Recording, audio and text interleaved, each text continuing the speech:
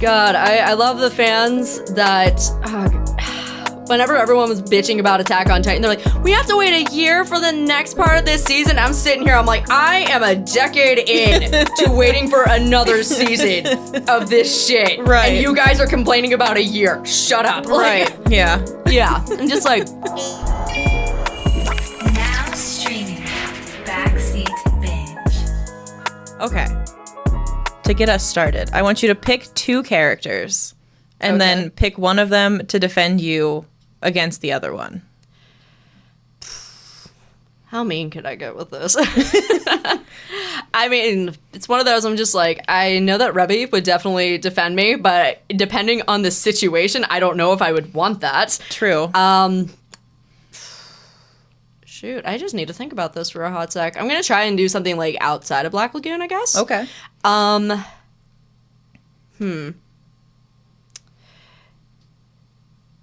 I would have to say, let's go with Sasha from Attack on Titan. Okay. Sasha Browse defending me because, like, that girl, like, whenever has to defend or save anybody, that girl knows how to jump in. Yes, she does. Oh, yes. And, God, Sasha defending me against, let me think here. I'm, like, trying to think of, like, something unhinged. I'm here for it. Yeah. Why don't we go with, like... Let's do something really unhinged. Let's go with Light Yagami. Yeah.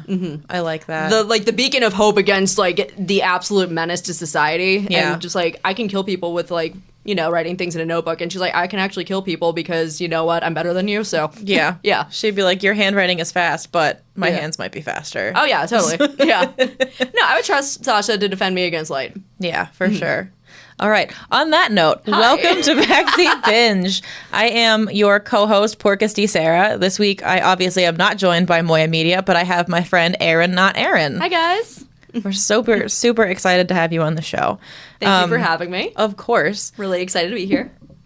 Me too. Yes, I'm glad. Yeah, so we wanted to have you on because we wanted to do an episode for Women's History Month, just talking about, like, women in nerdy spaces, what that looks like, all the nitty-gritty, like, female characters, the good, the bad, the poorly written, the whole shebang. Oh, I love that. So I wanted to start with, in our first episode, Moya and I talked about our nerdy canon events, like the moments in our lives when we realized, like, oh, I might be a little bit nerdy. Like, my first one was being 12 and reading and watching The Outsiders and then loving it and taking it way too far. I love that. I dressed like a greaser. I had floppy disks full of just pictures of the cast. I wrote. Oh my God, I love that. I wrote a sequel fan fiction to The Outsiders in which Johnny and Nice. Dallas don't die. I didn't need to do that because there's literally a canon sequel to The Outsiders, but they were still dead, so I was like, nope, I got to do this myself. Hey, I totally understand writing a spin-off series and, like, continuing it on, like, based off of something that you're just obsessed with, so Yes. I get it. Totally get that. Yeah. But I, of course, lots of nerdy canon events. If we're gonna go back to, like, very, like, nostalgia, I guess. So whenever I was in high school, I was a gymnast and then had to quit gymnastics because of back issues, but of course I thought it would be smart to be a cheerleader after that. But no, cheerleading was fun. So a bunch of my friends who are also massive nerds. Love it. So I had an iPod Touch in high school.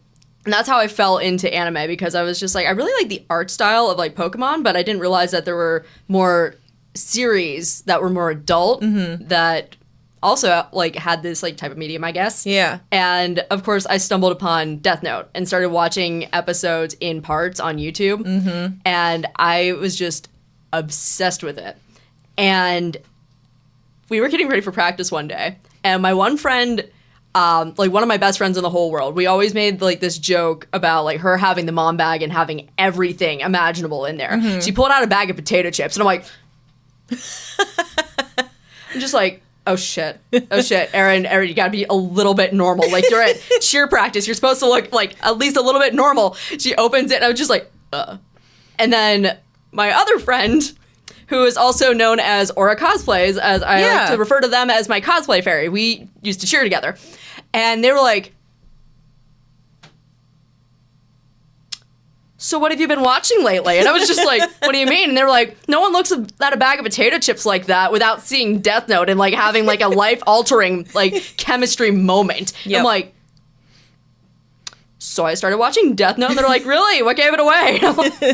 And my friend, she was like, so you're watching Death Note too? And then the other like senior cheerleaders are like, you guys are watching Death Note too? So like all 6 of us were like in a court, like, oh my god, so what part are you at? And like all like the other like cheerleaders, they're just like, what are you guys talking about? Like, we're like, hair and nails? Like how we're gonna wear our hair to the competition? We're like, so anyway, when Light touched the Death Note paper and Ryu came back, like I was just like, that just like solidified. I'm like, yep, I'm definitely a massive nerd. Yeah, and I feel like having like all the friends who were also watching the same thing at the same time probably was just extra like, oh my gosh, like we're all going through this together. Like how cool is that? Like, and it was one of those things that I'm just like, yeah, we were like all cheerleaders, but like it was also one of those I'm like, this was very unexpected moment to happen at cheer practice today. We're like, so you're also watching Death Note? Yeah. What episode, what part are you on? Like, have you seen Ray Pember yet? Yes. Or pretty much. Yeah, they're just like, oh yeah, the Ray Pember and the subway. And I'm like, this is not what I expected my cheer experience to be, but yeah, this is what happened. So that makes it a great cheer experience, honestly. Mm-hmm. Yep. So that would be like your nostalgia canon event. Do you have any other ones? I would have to say like my most recent one, which, as you guys know, I love Black Lagoon. My content is pretty much all based off of Black Lagoon. Amazing anime from the mid-2000s. Actually, same studio as Death Note, same dub cast as well. So I write skits, as you guys know. Lagoon Company Office is my skit series. And I was writing a story last year called Let the Games Begin, which is basically everyone going through a series of drinking games in order to win a VIP booth at the club. And it was the last one there. And they're like, okay, so it's kind of like a cutthroat like event thing.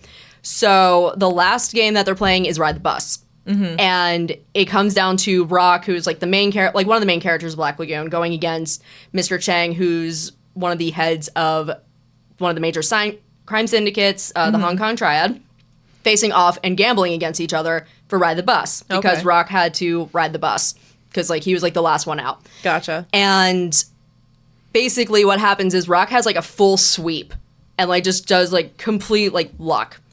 Ends up winning and beats Mr. Chang in Ride the Bus and they end up winning. August rolls around. Well, actually, no. We'll back up a little bit to July. So Black Lagoon is still releasing new chapters of the manga. Mm-hmm. And Hero Ray, normally, like, whenever the new chapter drops, he's just like, yep, it's here. Enjoy. Read it. And we're like, okay. This is the first time that I've ever seen him tease a chapter of anything for this series. Oh. And I'm like, this is new. Okay. And the chapter description, which was on Sunday GX website, which is the publication that Black Lagoon is published in, the chapter description was, the gang dresses up for a casino night, and Rock and Chang face off in gambling. And that's what the translation was. And I'm sitting there, I'm like, what the fuck is this? Yeah. Like, this is... No, like, there's no way. Absolutely no way. So I was like, okay. So for that whole month, I'm just like, what the fuck is about to happen in this chapter? Like, what is going on? So chapter drops. And, of course, like, everyone's, like, dressed to the nines. Revi's dress in that chapter, I want to cosplay it so bad. I want to figure out how to make it, honestly. It's stunning. And then it gets to Rock and Chang facing off in roulette. Okay. Which... game pretty much based entirely on luck unless you like actually fix it. Yeah. And Rock is slowly I'm like, no, this is not happening right now. And I'm just like, oh my god, like they're like talking about like ideals and everything, and like Rock keeps winning. Well, I'm like, this is not fucking happening right now. And then at the end, like, whenever he just, like, drops, like, the mic on, like, their conversation, you see this giant pile of chips go, and they're like, congratulations on your 35-1 payout, sir. And I'm like... Did I do that? Oh, my God. So, like, that chapter... I, like, finished the chapter, and Alex is like, are you okay? And I'm like... I don't know what, I think I accidentally predicted canon. Yeah. He's like, what happened in the chapter? I'm like, Rock swept Chang in gambling. He's like, no, he didn't. I'm like, read the chapter. And Alex is like, how did you call it? I'm like, this literally came out of nowhere. I do not know. Because like there was like no indications that was ever going to happen in Black Lagoon. And I'm just like, what the actual hell? So I'm like, this is pretty cool. Yeah. I don't know. But yeah, that is my like most recent like nerdy canon event. I'm like, I was in sync with where the story was going, and I had no idea. Yeah. Do you think, because I know Hero Ray like follows you on social media and has seen your posts, do you think that he like saw your skits and was like, this would actually be a great idea? I like, it's one of those like, that is like a huge stretch to me, honestly. Yeah. What I think, because like he only saw one of the parts of Let the Games Begin, and that was the scene of Revy and Fang talking on the bathroom floor. Okay. Yeah. And like the reply was like, thank you for writing Fang. And I'm like, okay, this is cool. But as far as I know about like all the other content that he's seen leading up to when he followed me, which was Anime NYC weekend, which that was a whirlwind. I was gonna say. Yeah, when that happened, I was just like, well, this is my life now. And like the entire like Sunday of that con, everyone's like, hey guys, like, yay, last day. Eryn, congratulations, your life dream just happened. I'm like, I don't even know what the hell. Like, people that I didn't even know were, like, coming up to me. They're like, congratulations on Hero Ray following you on Twitter. I'm like, thank you. Like, It was basically national news. Like, I saw it, and it became national news at that con. I was like, Jesus Christ. Okay. And they're like, so how do you feel? I'm like, I haven't processed it yet. But yeah, because it started with him retweeting my, the 9mm dance video. Mm-hmm. And I was like, this is really cool. Because, like, I woke up like well before my alarm, because I was like, I'm planning on sleeping in Sunday because like we went out, whatever. It's like 8 a.m. My phone is blowing up, and I'm like, what the fuck is happening? Okay, whatever. And Alex like, you need to check Twitter right now. I was like, what do you mean I need to check Twitter? He's like, you need to check. Like, your friends are like, is Eryn alive right now? I'm like, it's like 7:30 in the morning. I'm asleep. They should not. And they're like, just check your phone. I'm like, okay, whatever. And I was like, oh, cool. Hero Ray just retweeted my dance. That's awesome. Oh, okay. This is happening. Like, my phone just like started exploding. Yeah.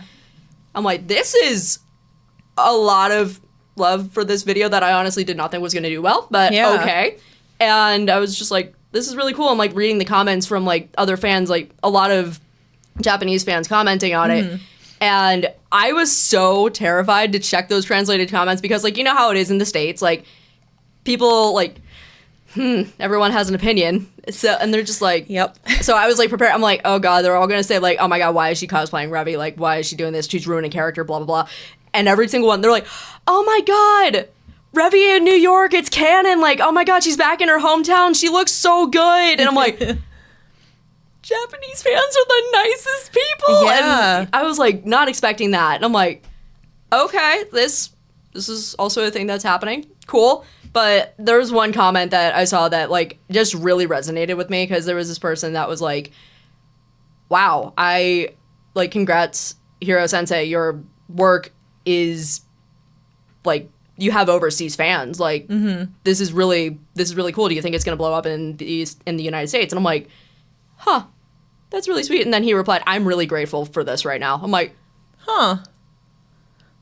Okay. I'm like, yeah. Just like, this is a huge honor. So like that, like, it was like the quote tweet of him sharing that video. I'm like, this is cool enough. But seeing that tweet of him going, I'm grateful for this, I'm like, that means the world to me. Yeah, you have such a unique connection to like the actual creator of your favorite series, which is, I mean, so incredible. Thank you. Like, I'll never have that with Echiro Oda, but like, listen, I can dream. Listen, Oda is Oda. I feel like it's one of those. I'm like, Oda doesn't seem that out of reach. I'm like, it's also Oda. So, yeah. No, but like, yeah, it's one of those. This is like one of the coolest things to come out of content creation, because I'm just like, yeah. So I'm like, he likes my work. This is really awesome. Yeah, definitely. Well, speaking of your content, how did you get into content creation and skit writing and cosplay? So a lot of it boils down to I was bored in March of 2020. That's so fair. Yeah. But I always did like a lot of like content creation back on Twitter before like so there was a show on Comedy Central. It was at midnight. Now it's on CBS and it's called After Midnight. So I started getting into it with like playing the hashtag games when those were a thing, and I actually did so well with the hashtag games that I was almost invited on the show. Oh, wow. So they had a competition called Points Me, and I made it in the top 10. And luckily, like one of my friends, his Richard, ended up getting it, and he's so funny, like very dry sense of humor, but like it just hits so well. Ended up going, but yeah, like even being selected with that was really cool. Yeah. So, and I always knew like wanting to write comedy. I always wrote comedy in college. Did fiction writing at Pitt, like University of Pittsburgh for people that aren't from Pittsburgh. But yeah, the one like main criticism that I always got for my work was everyone was like, why is your work funny? Don't you want to be taken seriously as a writer? And I'm just like, yes, I want to write for a field that's very, very challenging. Yeah. Because writing comedy is the most challenging of all, like, of any type of writing that you can do, because comedy is subjective. Yeah. And paying attention to everyone's sense of humor, like, not everyone's going to have the same sense of humor. Right. But if you can knock a joke out of the park, that's good. But yeah, a lot of people are just like, why aren't you writing anything depressing? I'm like, because I don't want to. Yeah, and also, like, comedy is always, like, evolving, I feel like. Right. So it's, like, exciting that way. You can always go back and write something depressing, because that stays the same. But, like, comedy is so exciting in that way. I know, exactly. And, like, that was, like, a decent amount of my peers were just like, no one's going to take you seriously because you want to write comedy. Like, there was a lot of people in college that viewed me that way, and I was just like... If you people are watching, how silly do you feel? Yes, how silly do you feel? My favorite author knows that I exist. Because she writes comedy. So let's just... I don't know. Being funny can actually get you places. I would say you're taken a little bit seriously. Yeah, I know. People have learned to take me seriously after that. But yeah, in college, a lot of people didn't take me seriously because I wanted to write comedy, which I thought was, like, looking back on it, I'm like, that is just really stupid. Yeah. Because I'm just like, all right. I mean, like, as long as, like, I can write a joke or have a good writing style with it, I feel like that's the most important thing at the end of the day. And also be able to structure a story, because this was for fiction writing, so... Right. But yeah, so, like, I've always wanted to get into, like, the screenwriting side of writing. And just... I've always been a very visual person whenever it comes to storytelling. And dialogue has always been my, like, strong suit whenever it comes to writing. That's always been, like, my biggest strength. Every single one of my professors was just like, yeah, like, this needs some work, but holy shit, where did you learn to write dialogue like this? Yeah. A lot of my inspiration actually comes from August Wilson, because one of the things that he always preached was write how you talk. Okay, So people watching, like, even listening, like, I know, like, it sounds creepy, but, like, even, like, eavesdropping or, like, listening just to how people interact really teaches you a lot about writing style. And it really translates like that onto the script. Okay, so we can be nebby and then just become better writers. Being nebby as fuck. Like, yeah. I'm gonna write Being that down. nebby gets you places. Write better. Really funny, because I was editing Locked and Loaded before coming here, and like one of the scenes that I was doing right before coming over was me like breaking the fourth wall, and I'm like, hey Etta, has anyone told you how fucking nebby you are? And she's like, what does nebby mean? And Benny just being like, it's Pittsburghese for nosy, like, just shut up. And I'm like, so yeah, but yeah, be nebby, because it'll get you places. Good to know. But yeah, but like even like the cosplay, like I just like falling into the anime side of TikTok, and I just did not realize like how big like cosplaying was. And like I've always wanted to cosplay Revy, like since I was in high school, and I'm just like, I don't know if I can do it, and blah blah blah. And then I just see like all these cosplayers on TikTok just doing it, and I'm like, you know, I could probably like whip something up out of my closet, and just started putting pieces together for different cosplays, and just came together. Yeah, I feel like I had a similar experience with TikTok because I joined in like September of 2020. It was after like the third time they were like, we're going to ban TikTok. Oh, yeah. So I was like, let me download it for like a week. And if it gets deleted, then like, all right. And then like immediately my entire For You page was just like headcanons and cosplay and just like fanon. And I was like, I didn't know any of this existed because I'm still newer to anime. I only started watching it in like 2018.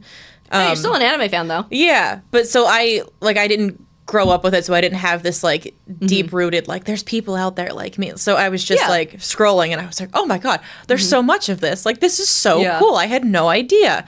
So it was really like inspiring because I was like, these people look amazing. I could probably try that. Like that seems like fun. Yeah, it's like seeing so many people doing it, like just seeing like how expansive, I guess, like the anime community can be. And it's just like there's so many different facets of it. Yeah, and it's just like, like, and you start picking and like you start realizing like what kind of content is out there for certain people and how it pushes certain shows. Yeah. So like whenever I first joined TikTok, of course, like my entire For You page is One Piece, Big Three, Naruto, Bleach, and like just like the bigger series, like the more popular series that people talk about. And of course, like I've always wanted to make content about Black Lagoon. I just didn't know where to start. Yeah. And I was just like, okay, well, my goal, like as soon as like started figuring out more of like anime content creation and everything, the big thing that I took away from it was not enough people are talking about smaller series on this app. Yeah. And they definitely deserve a lot more recognition than people give them credit for. And honestly, like, looking back on it, like, whenever I first watched Black Lagoon, I was just like, this series is so ahead of its time. And a lot of, like, the different messages and, like, how, like, the portrayal of strong women is, like, represented in that show. Yeah. There's a lot of people on here that are like, we need more strong female characters in, like, media and anime and stuff like that aren't enough. I'm like, all right, then I'm just going to force this down their throats because it is literally right there.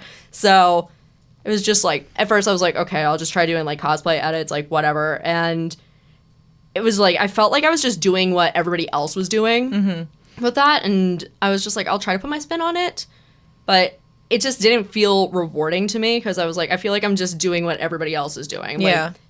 Like it's not me. And I feel like if I put my own spin on it in like a certain way, it'll get more traction and more attention that way. And 2022 happened. January, I lost my job. Yep. And I started going through all these other scripts that I started writing, like whenever I was back in college.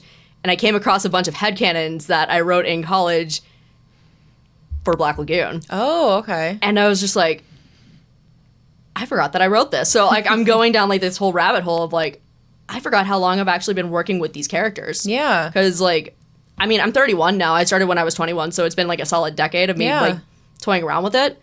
And I was just like, what if I could actually film some of this and like these skits? Like I want to like test my writing out and see how it goes. So I wrote a skit of Rock doing like sports betting. And oh my God, what was it? I know the Chiefs won and it's the Chiefs playing the Bills. And Rock was just like, I'm going to be late on rent. I need to, like, go with this bet. And Revy's just like, just go with the Bills, like, Josh Allen, like, whatever. And Rock does. And then after the game, because we all know how that went, because it repeated itself this year. And I'm still, my Chiefs friends, I'm so happy for you. So happy. Anyway, because of, like, how it ended, like, Rock was just like, you didn't tell me they were playing the Chiefs. And Revy's just like, you didn't ask me. He was like, okay. And she was like, but here's the thing. Your first mistake was you blindly trusted me without doing any research. You brought this on yourself. And he was like, what the hell? And that skit popped off. And people are just like, oh my God, who are these characters? Like, are these OCs? And I'm like, no. What? And they're just like, you're so funny. Like, they're just like, you're so creative, like coming up with these characters. I'm like, they're from an anime. Yeah. Like, the series is literally called Lagoon Company Office, and I even say, like, this is based off of Black Lagoon. Yeah. And they're like, what's Black Lagoon? I'm like... You're like, buckle up, babies. I'm just like, buckle up. And I'm like, maybe I should start making more of these. Yeah. And then, like, they started, like, getting more attention and everything. biggest one that really took off was like my first multi-part skit, which was the Pong tournament arc, as I like to call it. Yeah. So Etta had a speakeasy. Like I still like to play around with this. It's called Sinful Spirits. Mm-hmm. That's just my headcanon.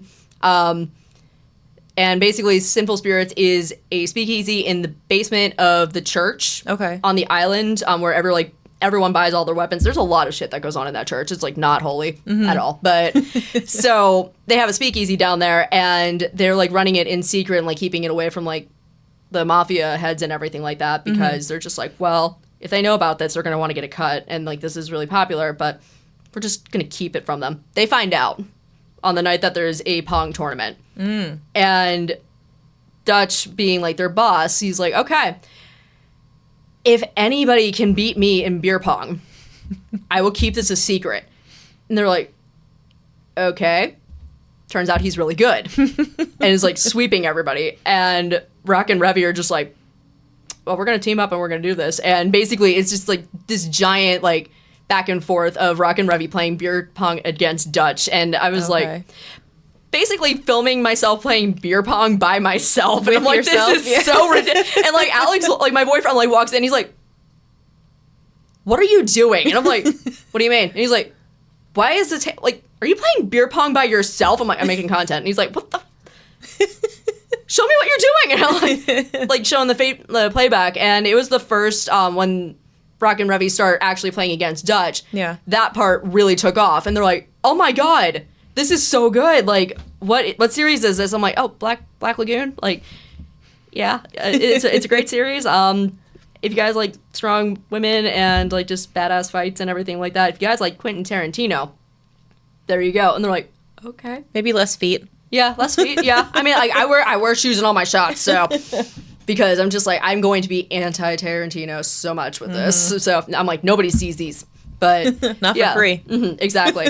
So yes, so that one like really like that was like the one that really started taking off, but the biggest one that really like kind of cemented like my platform, I would say, would be Truth Be Told. Whenever I dropped that in September 2022. Okay. Yeah. Mm-hmm. That one was so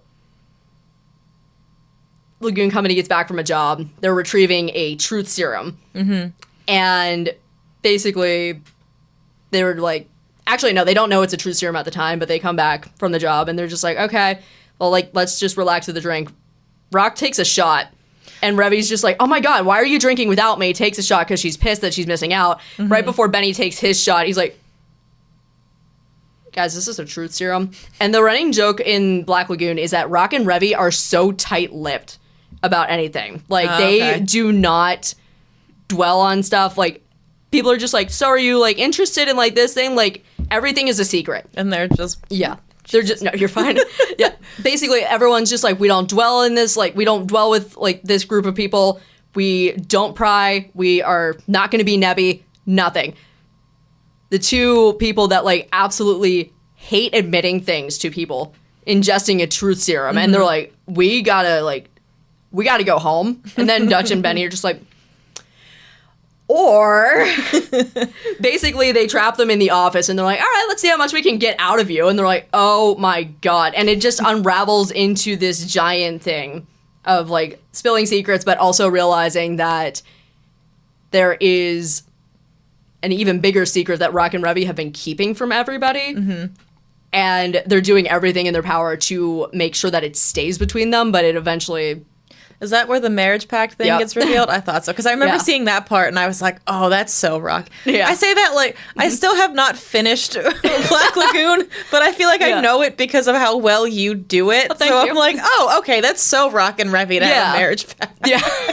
No, but it's like really funny because like, that's been like a thing. They're just like, so like my audience was like, there's a marriage pact. And I'm like, that's been a huge headcanon of mine was like, they're just like, hey, if we don't get married to anybody else, like, by this age, you just want to get married? Yeah, hell yeah. Like, okay, cool. Like, they're definitely the type of people that would do that. Yeah. And I did not expect people to really, like, latch onto that so much with my content. Because, like, whenever I'm, like, doing, like, another, like, skit that's not even connected to that series of stories, people are just like, so is this connected to the marriage pact? And I'm like, I just wanted to tell another story outside of this, but I love that you guys love this. And so, but yeah, I'm actually like Locked and Loaded is the last installment of that. So like technically I wrote a trilogy, but what a lot of people, and I realized that the TikTok algorithm this time around was just not working in anybody's favor. A lot of people ended up missing this story. So that's why I'm like really excited to upload it to my YouTube channel. Yeah. So a lot of people are going to be seeing this for the first time. I'm just going to put it in a spoiler. I don't care. So this storyline does end the marriage pact. It is dissolved after this because, one, I love the idea of it, but at the same time, it's one of those where I'm just like, I have so many other story ideas. I don't want my skit series to be permanently connected to this idea when it's not canon.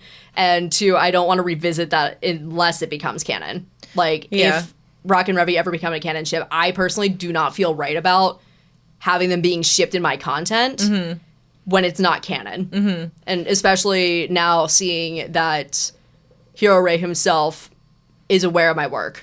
Yeah. And I don't want, like, because a lot of people, because of my skits, already have different ideas and preconceived notions of things that are happening in Black Lagoon without actually seeing it because of my content. Right. They take your content as, like, this is what Black Lagoon is. Right. So because of that, I'm just like, I really do not want people getting the wrong idea that my content is canon. Right. And detracts away from where the story is actually going. So I decided, because I was just like, I love this idea, but it needs to like just rest unless they become canon. So, because I'm just like, I don't want me to be the reason why people are disappointed in what's actually going on in the manga. Yeah. I feel like that's like, you're like the most responsible content creator because you actually care about like the actual story, and you're like, oh, I'm not going to do this because I don't want you to think this happens, because it doesn't. So, right. Like, because there's a lot of people that consume my content still, and they're just like, I love Black Lagoon. I've never seen or read this series, but because of your content, I know I love it. I'm like, then watch the fucking series. Yeah, like, it's not that long. Right. I'm like, it's 29 episodes. Like, it's really not that long. Yeah. And people are just like, but I don't want to watch it because, like, I don't feel like, I don't want to, like, you know, I feel like your content's going to be better. I'm like, trust me, it is not better. I'm just going to, I'm very flattered that you think that, but my content does not exist without the source material. Right. And the source material being as good as it is gives me a lot to work with. Yeah. But at the same time, it's just like, that is so unfair to the person who has created it. Right. And be like, your stuff is canon to me. Right. I'm not going to watch the actual series. I'm just like, that is so disrespectful, first of all. Right. That's why you should go watch the original series, because you can see where they pulled all their ideas from. Right. And be like, oh, I see this playing out in the, Yeah. So, like, I'm glad that, like, people started getting into it because of my content, but at the same time, like, there's still that portion of my audience that's just like, well, I don't want to watch it because I feel like your stuff is going to be better. I'm like, well, that's, one, the wrong idea. Yeah. And two, also, you're being super disrespectful to the person that has literally sank over 20 years into this series. Yeah. And just, like, poured his heart and soul into it. And it's like, without that, I don't have what I have right now. Yeah.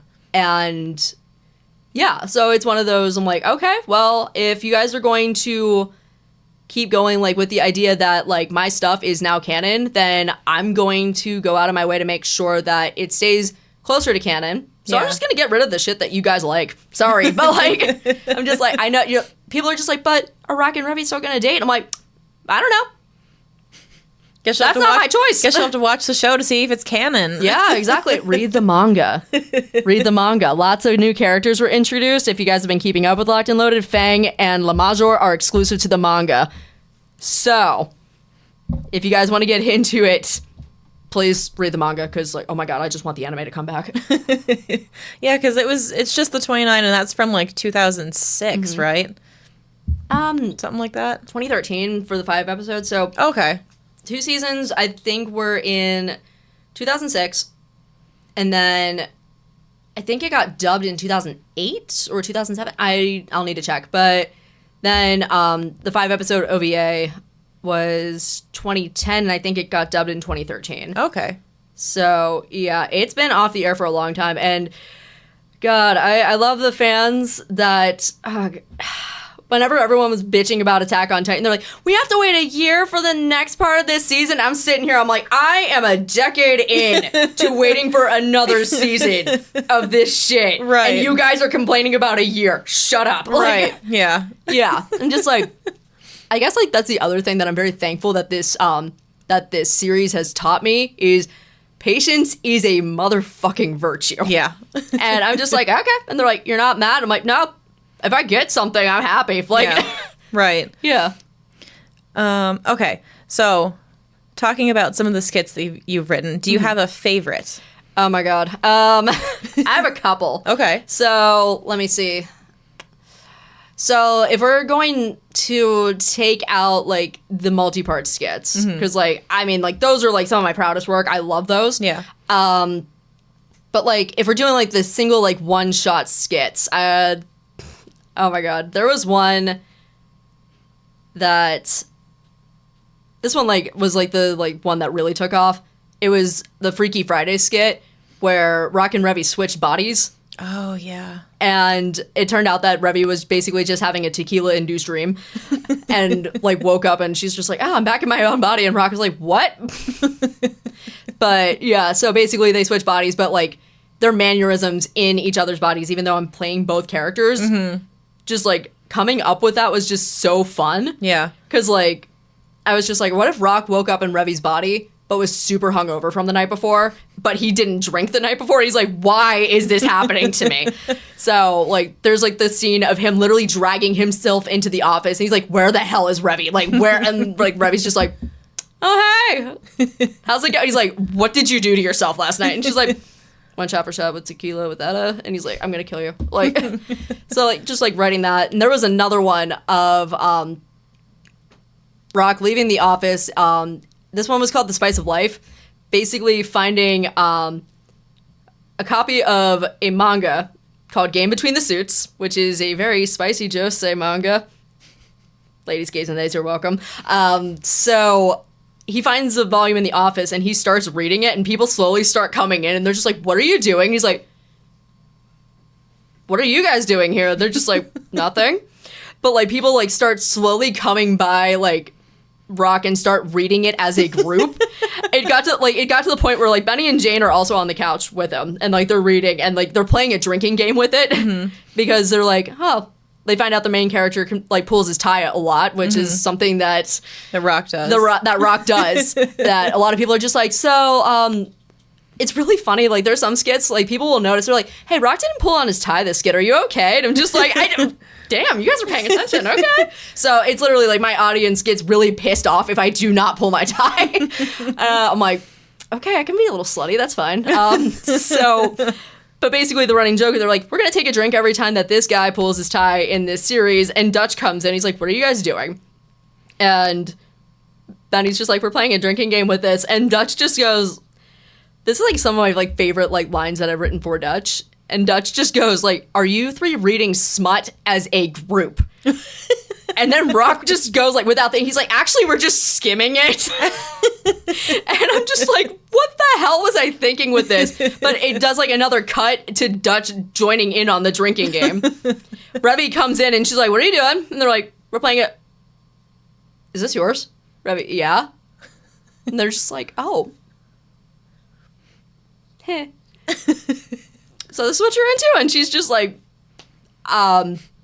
so who found it? And like Rock was just like, oh my god, yeah. Like Revy just goes like, you ripped the plastic off. Like how could you? And like because like you know with like the spicy mangas like it's always wrapped in plastic. And her going that, and then like Rock just goes, don't even do that because the plastic was already off. And she was like, oh, so you were the one that found it, thanks. And she's like, oh my god.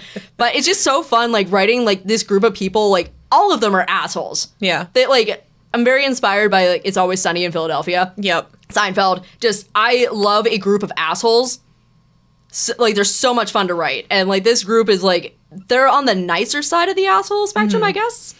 But it's just so fun writing a group of assholes in a room together, like just shitting on each other, but like just like working on like how to like up the ante with that dynamic. Yeah, I feel like some of the funniest scenes in It's Always Sunny are when they're just standing around the bar and they just start shitting on each other. Like it's just so the insults are so funny. Right.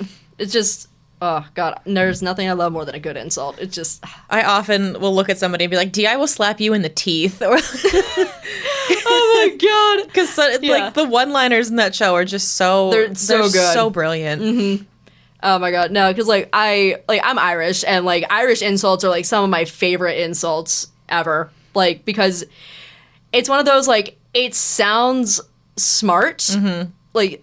The way that an Irish insult is crafted, it sounds like a compliment, mm-hmm. but it really isn't. Yep. One of my personal favorites, he could be standing outside, it would be raining soup, and he'd be out there with a fork.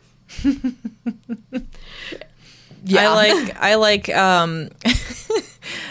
my boyfriend's grandma said this over the summer when we were visiting her, and mm-hmm. it was the funniest thing I've ever heard. She said, "I'm going to trade you in for a horse, and then I'm going to shoot the horse." Oh my god. And it was the funniest thing I've ever heard come out of her mouth, I swear. That's good. I like that one. Oh boy. But yeah, so you've obviously talked about Black Lagoon having very well written female characters. Mm-hmm. What is your like scope for well written versus poorly written or like deserved better? So, and this is why I love this anime so much, because like this is one of the few series, like in my opinion, where a man accurately writes women. Mm-hmm. Like it is just so well done. It's one of those like growing up, I've always been like the girl in the guy friend group. Like mm-hmm. I was always like the only girl like in the guy's friend circle, like going over to things. Like, yeah, people will be like, "Hey, we're gonna introduce our girlfriend to the group," and I'm just like, okay, let's see how long this lasts. But yeah, I was that person. But it's one of those things where whenever I first started watching Black Lagoon and seeing Revy being the only girl in a group of guys, mm-hmm. I immediately resonated. I'm like, oh, so she definitely knows how to shoot the shit with people. Yeah. This is cool. All right, awesome. But it's one of those, like, she is very talented at what she does. Like, she is ambidextrous gunslinger. Mm-hmm. You don't see that a lot. Yeah. And she is one of those people, she can hold her own. She knows that she's hot shit, but she doesn't flaunt it. Mm-hmm. There's way too many people writing women right now that are just like, this is what she's known for, and she's going to make sure that you know it and constantly remind you. Mm-hmm. This is one of those series where it's just, the women don't have to say anything. They just do. Yeah. And like Balalaika, another strong example. Like she is the only woman leading, like basically former Soviet soldiers. Mm-hmm. All of them are men, only woman, and she knows her shit. And she is clearly a threat in this series, but she's one of those people that can talk the talk but back it up, and mm-hmm. people will be afraid of that. Like she blows up buildings for fun, in a sense. But it's also one of those, like, there's a lot of moments in this series that have, like, light sense of humor. Like, mm-hmm. there are some lighthearted moments, even though, like, this series does get very dark. Yeah. But, like, everyone's just, like, very quick and witted. Like, very quick and witty, and just everyone knows how to bounce off of each other really well. But it's one of those things where, at the end of the day, like, in terms of a strong woman, they are treated equally as everybody else in that series, like man, woman, non-binary, femme presenting, mass presenting, like everybody is treated as like they're equal. Yeah. And they're just like, okay, if you're gonna back it up, I want to see that you can do it. And that always just resonated with me a lot. Yeah, because I feel like you're right. There's either that or like there's a female character, but she only exists to, like, further the male character in whatever he is doing. Mm-hmm. Right. This is the opposite. It's very much a very, like, Barbie movie-esque, like, yeah. in a sense. Like, Black Lagoon is very much a Barbie movie-type anime where, yes, everyone is pretty much treated as each other's equal, and it's based off, like, okay, we know what you can do. We know what you're capable of. Mm-hmm. Do your thing.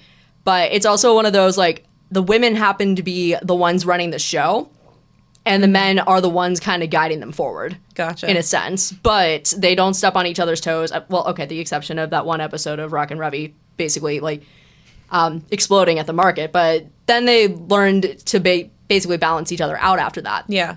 So it's not afraid to get raw, but it's one of those, like, those dark moments for those women, they don't let it define them. They're just like, okay, this is something that happened in my life. I'm just going to move on and do what I know that I'm good at. Yeah. I feel like, all right, 44 minutes. This might be a new record. Sarah's gonna talk about One Piece. Sweet. I feel like that's one of the things that I love about One Piece as well, is because like Nami has a horrific backstory, Robin has a horrific backstory, but those things are not like they don't hold them back. That's the reason they are with the Straw Hats. That's the reason they're, you know, Nami in the Arlong Park arc, man. Like I'll like just. Every time. It gets me every time. Yes. The live action did it so perfectly. I haven't seen the live action yet, but like, oh my God, when I watched Arlong Park for the first time, I was sobbing. It was so upsetting. Yeah. But that's one of the things that I love about One Piece, because, you know, I also watched Naruto, and like, we have Sakura, who apparently in the manga is very different and is written a lot cooler, but for some reason the anime was like, she just is obsessed with Sasuke. And That would have been nice to see. Right. Because, like, she's so cool, but, like, her one thing is Sasuke. So, like... Yep. Which, exactly, like, why I love Black Lagoon so much is because, like, there is, like, the running joke that develops, like, everyone, like, starts calling Rock and Revy. They're just like, oh, where's your girlfriend at? Where's your boyfriend at? They don't even, like, acknowledge it, like, or, like, they're just, like, they hear it. And, like, this happens, like, in, like, later arcs, when, like, Rock has to go visit Bao at the bar, who's the bartender. And Bao is just like, hey, so where's your girlfriend? Like, where the heck is she? And he's just like, oh, she's somewhere else. And everyone's like, what? And he's like, what? I know we're talking about Revy. And they're just like, so are you guys dating? And Rock is just like, I'm just going to go. And they're like, wait, are you going to answer the question? And then, like, it cuts to another scene of Revy pretty much doing the same thing. They're like, so why didn't you bring your boyfriend along? And she was just like, I didn't feel like it. And they're like, say that again. And she's like, you're talking about Rock, right? And they're like, yeah. And she's just like, he comes with me everywhere. That's fine. But I just didn't feel like coming with me today. And they're like, what? But, like, there's a lot of moments like that happen in the manga, too. Like, people start acknowledging each other as, like, they are dating, and they hear it, but they just choose not to acknowledge or, like, confirm or deny. Okay. So. I like that, though, because then they have, like, the little bit of tension, and then it's just, like, this will they, won't they. Right. Which is fun. I feel like that makes it a lot more fun. It's not like totally. Naruto, where every girl in their grade is obsessed with Sasuke, and he only has eyes for Naruto. Obviously. Totally. So Yes. I remember, like, the first time I watched that, I was like, why do they all care about him? He does not give a shit. He doesn't give a shit, no. Like, about any, like, why? Like, pine after anybody else. Choji needs some appreciation. Right. I don't know Naruto that well, but I do know Naruto and Sasuke belong together. They do. They're Yes. soulmates. Totally. They're soup snakes. Oh, for yeah. sure. Yes. They are definitely soup snakes. Okay, so I feel like I know some of the obvious answers to this question. Okay. But who would you say are some of your favorite female characters from anime or movies or any of the nerdy stuff? Well, obviously, Revy. Sasha would be another one. I will go, like, a little bit, like, of a deeper dive, because, like, a lot of people don't know that I like this anime, but Full Metal Panic. Okay. Kaname Chidori. One of my favorite Lucy Christian roles, actually. Okay. That was the first one that I saw before One Piece. Okay, yeah. And I was just like, why does Nami sound like Kaname Chidori? Like, okay. No, but, like, Kaname is... Oh, she's a badass. I love her. She and Sosuke Sagara have a very similar dynamic to Rock and Revy, except they are actually canon. Okay. So, but that relationship is so fun to explore. Gosh, I'm like trying to think. Lum from Urusei Yatsura. Okay. Just absolutely funny. Like, such a funny anime, but, like, she does not take shit, even though, like, she's, like, I don't want to say pining after, but, like, basically the plot of Urusei Yatsura is alien invasion is about to happen, and basically the world's unluckiest boy gets picked to do, like, a game of tag, essentially. He has 10 days to basically grab onto Lum's horns to claim victorious. He doesn't know that she can fly whenever he accepts the challenge, so he's just like, well, fuck. So basically everyone's just like, so the world is about to be taken over by aliens because you were too busy simping. And he's like, listen. So, but at the end of the game of tag, he ends up winning. And he's just like, oh my gosh, like, now that, like, I is able to be victorious, I can basically go after any girl that I want. And he said that he was going to marry his crush. And the crush was just like, okay, yeah, like let's get married. This will be great. Lum thinks that he's proposing to her. which ends up getting them like wrapped into like this goodwill marriage kind of thing. And he's just like, are you kidding me? So basically he's just like, I just want to flirt with other girls. And she's like, but we're married. And he's like, I hate this so much. But like, it's just really funny. But like, she just doesn't take a shit at all. Definitely like knows how to like put him in his place. But yeah, I'm like trying to think of others. Chika Fujiwara from Kaguya-sama Love is War is like one of my personal favorites. Okay. Oh my god, she's so funny. Faye Valentine, another classic. Like trying to think of like other media and stuff. Like it's been forever since I've watched stuff in live action, to be honest. That's fair. I was gonna say some of these remind me of like maybe like a Lucille Bluth type character. I love Lucille Bluth. Yeah.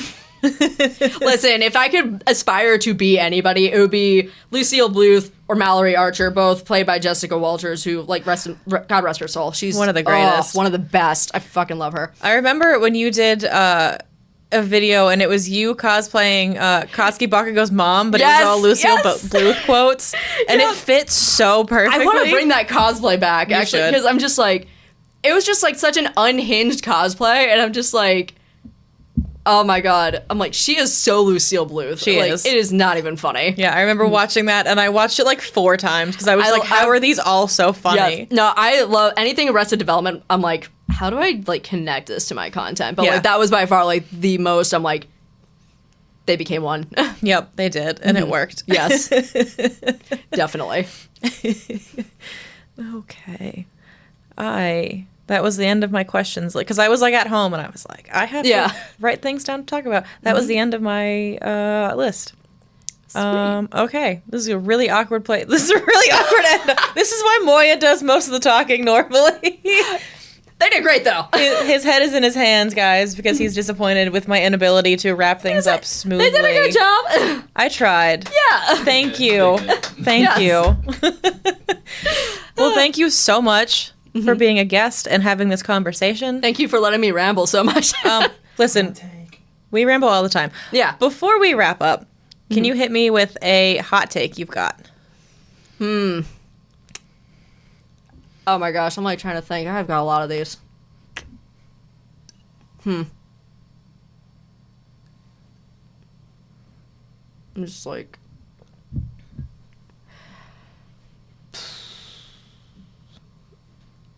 I'm like stumped. Of course, like every hot take that I ever had just vanished. That happens to me too. Moya will ask me for a hot take, and I'm like, well, now I don't have any because you said the words, give me a hot take. And my brain is like... Let me pose something for you, because like there was this one conversation that was going on Twitter. It was like, what fictional characters would you pay to see in the same room with each other? And that was where the my Archer crossover skit came from, because my answer was Etta from the Ripoff Church with Sterling Archer. I'm just like, I just want to see what would happen. Yeah. So what would be one of yours? I would say... All right, I want to say Ace from One Piece and Jake Peralta from Brooklyn Nine-Nine, because I'm convinced they're the same. That is a good one. I have done Ace cosplay videos with Jake Peralta sounds, because I'm like, they're the same. Like, I just No, they really are. Yeah, so the two of them I would love to see in a room together. That would actually be really funny. Well, I guess I'm going to have to do that now. Yes, now you got to do it, yes. Also, Rosa Diaz is another one of my favorite people. I love her. Yeah, she's amazing. Do you have any others? Two characters you would love to see in a room together? God, I'm trying to think. Let's see. I mean, like, Sasha and Revy would be, like, an obvious one. Because it would be like, well, we both shoot, and Sasha's, like, happiness and sunshine, and Revy's just, like... I've seen a lot of people just die and, like, take their last breath, and Sasha's be like... Me too! Yeah, she's like, me too! Would you like some bread? And Revy's like... Do you want potatoes? Yeah. She's like, I brought you... Would you like half? Revy just, like, taking a swig from, like, the rum to be like, no. Or, like, vodka. And she's like, I already got liquid version. It's fine. Oh, my gosh. I'm, like, also trying to think. There was, like, another one that I had in mind. I feel like Rosa Diaz would also, like, hold up pretty well in, like, Black Lagoon universe, too. Yeah, because she is also a bad bitch who don't take no shit. Absolutely. Just, like, her pulling the machete out and, like, just Terry Crews being like, damn, Rosa. Just something that'll always stick out to me. Yeah, definitely. All right. Where do they find Eryn? Yeah. Tell the people where they can find you on social media. Let them know what you got cooking. So you can follow me on TikTok, Twitter. I'm still calling it Twitter. Fuck it. We're dead naming Twitter and Twitter only. I know. Yes, that's the only acceptable dead name. Yes. So Twitter, you can find me at Eryn _ not ERIN. Well, first one is ERYN. I am so bad at advertising my handle. I'm just bad at it. We'll tag you and all the stuff. Thank you. Yes, you can find me on Twitter, Instagram, TikTok, and YouTube. Big thing that I am working on right now, as I was talking about earlier, any of the multi-part skits that I do for Legal & Company Office, I edit them into one video so that you can watch it all in one straight shoot, because I also know that not everybody is on TikTok, and also even the people that are on TikTok are not able to see a lot of people's stuff right now because... Anyway, so I'm editing my latest installment, which is Locked and Loaded. I'm hoping to have that up soon. Depends on how fast I can close caption everything. But yeah, so that's the biggest thing that I'm working on right now. All right. Well, thank you so much again. Thank you. Tune in next time. I'm Porcusty Sarah, and this is Eryn, not Eryn. And Moya's over there. Moya is watching. Yes. Watch out for Medusa. You know money seduces. It'll make you douche. It'll make you throw the deuces. Careful what you wish. It might be what you get. And you know the truth is